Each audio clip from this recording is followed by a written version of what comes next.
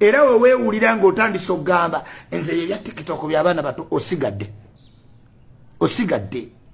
already osigadde kitegeeza kati gwe waliwo byolese kubanga buli muntu at one time oyina byojja okweresa kati it is better you prepare your mind nti there is a paradigm shift kegeza neekuleka be pa kwekokaddiwa si kwekuno this is biology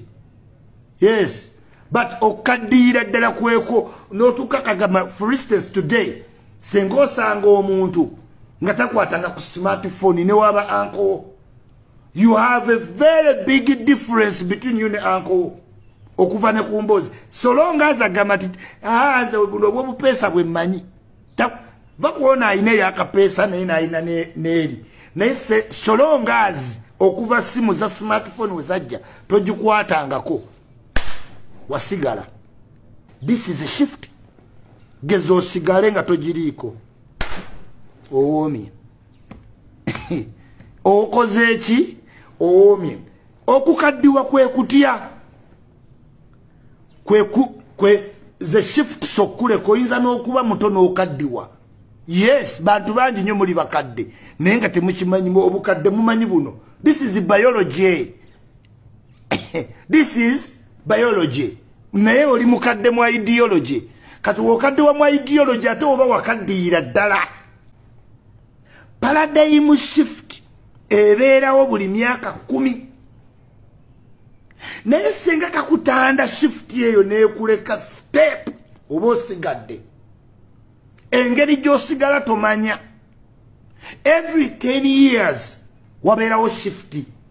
mu music mu film mu camera mu journalism mu teaching mu governance every dimension of the world or country mubeeramu shift ebintu ebimu olusi ebyali nomo bifuuka abnomo ebyali abnomo ne bifuuka nomo ensi zonna kati mu Uganda ekyo mutandise experiencinga tuyina paradigm shift ate omulembe guno Katonda n'agukolera shift yaagwo n'agukolamu ekiteekawo shift okugeza ati TikTok eyo paradigm shift kati wowulira obwongo nga bukugamba muliti ze sana kuba ku TikTok ng'omanya shift ekulesi osigadde olwo kye bayita nti buli kintu omanya at one time oyina ekintu kyojja otuuka okyenenye technology gwe tuyina today we nali Sweden ne bakwano bange twagendako mu institute emu ne batugamba professor Sweden yali developing the technology nga yakakozesaako nga 2 to 5%. Bwogenda mu Europe today mu 5 years from now ogenda preferringa amannyo ge bateekamu obuteeso okusinga gano agalimu aga God. Why? Anti-shift bugendo be ba Americans amannyo ge bakuteekamu obuteesi kati gano aga sikulu tegavunda tegalwala teganyenya balisibamu omulundi ogwo kakati omuntu ajja atuuka n'agamba ate gano Katonda geyampa gafuuka ga yero galwala gannuma kati abantu bagendanga kujja nze nalaba ekigere mu Sweden senga bakutemako okugulu batulaga ekigere ekiri man made wallahi mu myaka 10 ti okutawana ne kuno okugulu okugenda vaako ate ko kulume ojjalaba nga abantu bafuna nnyo ebintu ebiri man made kuba kuline kusensinga nga wolaba omukono guno nga wogulaba ne guli we guli shift anona kunyonyola paradigm shift mu Sweden bakola test emmotoka eyevuga yokka computerized n'omuntu gyavuga ne balabe abantu baali ba debate nga bagana nedda mugenda tujjako culture yaffe ey'obuntu ey'okumanya era biki ne bagiteeka ku test results ezaakomawo ng'emmotoka evugibwa computer tekola mistake tebongoota tetunula ku bbali tefuna simu tebeera distracted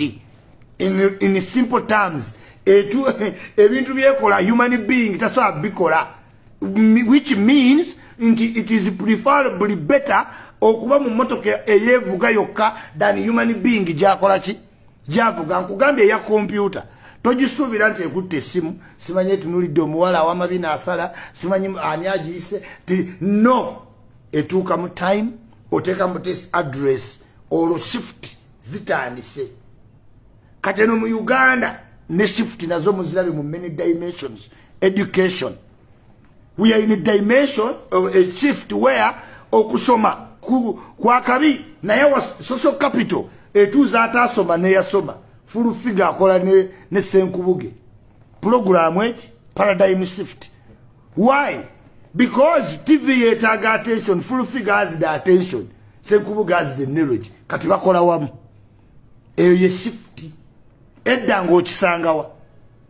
nti just because of ina social capital tiye noteka abantu under threat lumbuye atadde wano government ku threat wano mu COVID